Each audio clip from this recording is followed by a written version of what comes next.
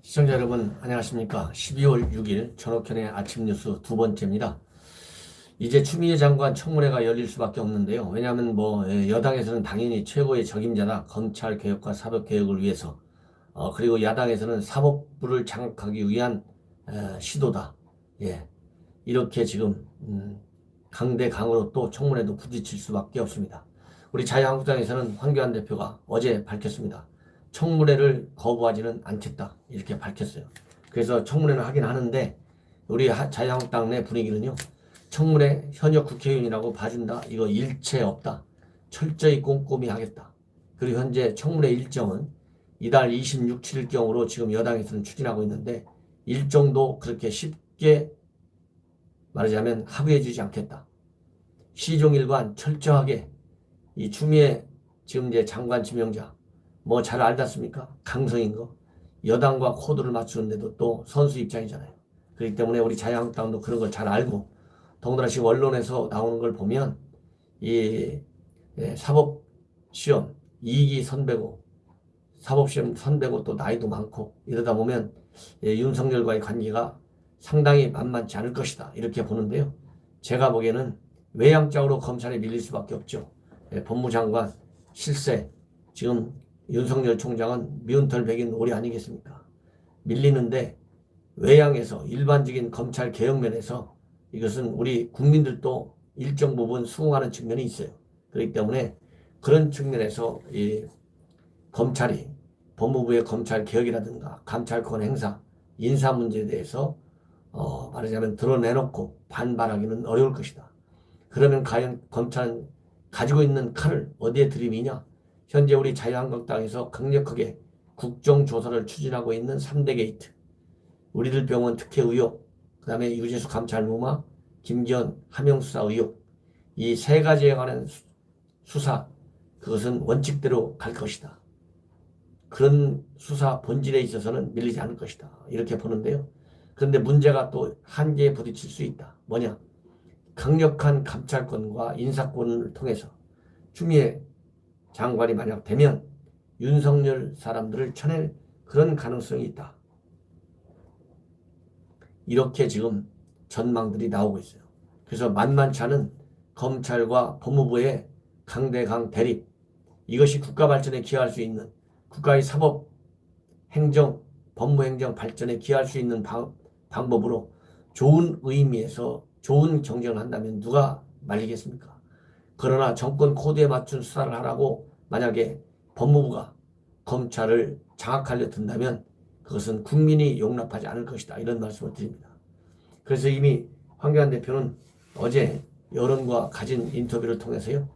이러한 친문 게이트에 대한 수사 잘못될 경우 정부 여당이 말하자면 그런 수사를 막을 경우에는 국민적 저항권에 직면할 것이다. 이렇게 밝혔습니다.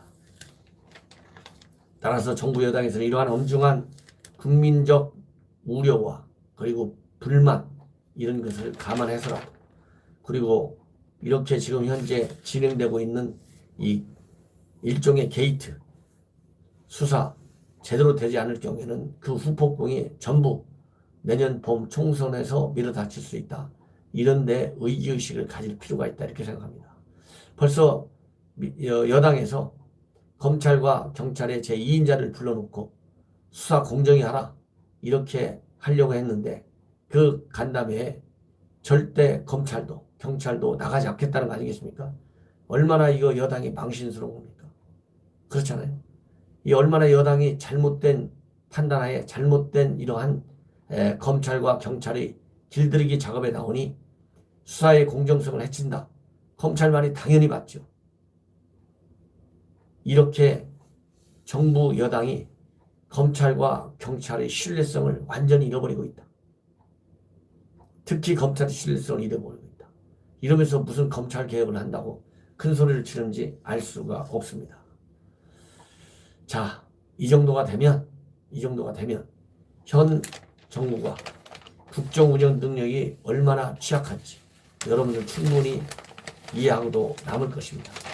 이렇게 무능한 정부이기에 오늘 또 보면 조선일보 사설을 보면요, 정말 엄청난 사설이 실려 있고, 여기에 사설 제목만 제가 제목을 중심으로 요지를 말씀드린다면, 청의 경찰 동원 선거 공작 국정농단으로 청원해야 된다.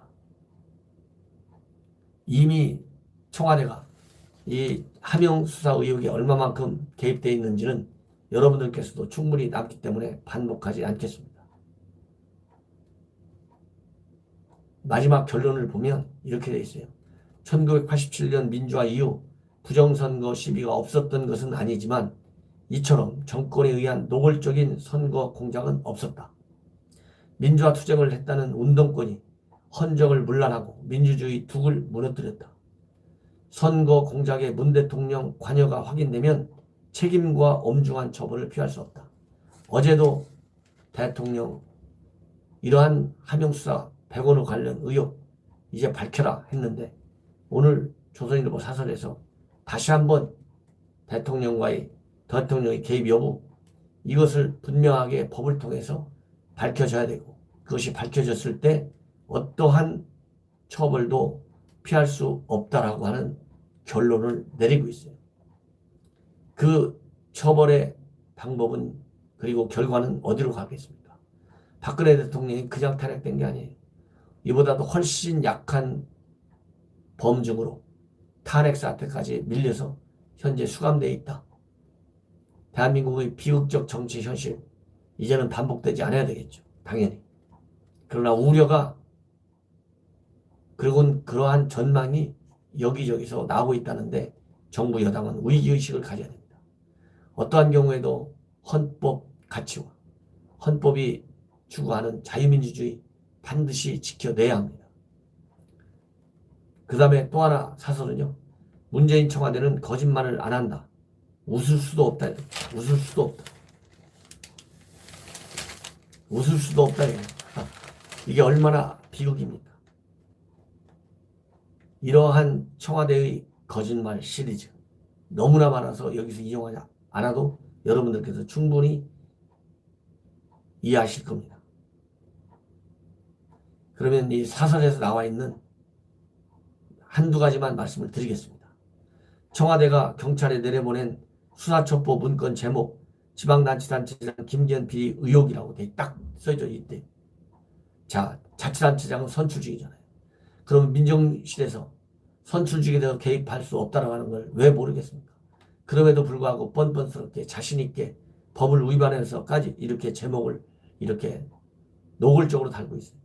그런데도 백원호 전 민정비서관은 중요하거나 정치적 사안도 아니어서 기억나지 않는다고 했다. 그리고 청와대 비서실장은 경찰이 일방적으로 보고했다는 식으로 말했지만 경찰은 청와대 요구에 따른 것이라고도 했다. 5일엔 청와대 소통수석이 나서서 문재인 대통령의 청와대는 거짓을 사실처럼 발표하지 않는다고 했다. 환경부 블랙리스트 민간인 사찰 폭로가 나오자 블랙리스트가 아니라 체크리스트, 문재인 정부에는 사찰 유전자가 없다고 하던 말이 생각난다. 이제 청와대가 콩으로 매주를 쓴다고 해도 믿지 못하게 됐다. 이 정도가 국정의 최고 사령탑인 청와대에 대한 불신, 이것은 우리 한국을, 우리 국민을 불행하게 만든다. 그야말로 지금부터라도 반드시 사실대로, 그리고 잘못된 것은 국민에게 사죄하라, 이런 말씀을 다시 한번 제가 당부드리면서 아침 두 번째 뉴스를 마치겠습니다. 시청자 여러분, 오늘 날씨가 엄청 차갑다고 합니다. 건강에 유의하시기 바랍니다. 대단히 감사합니다.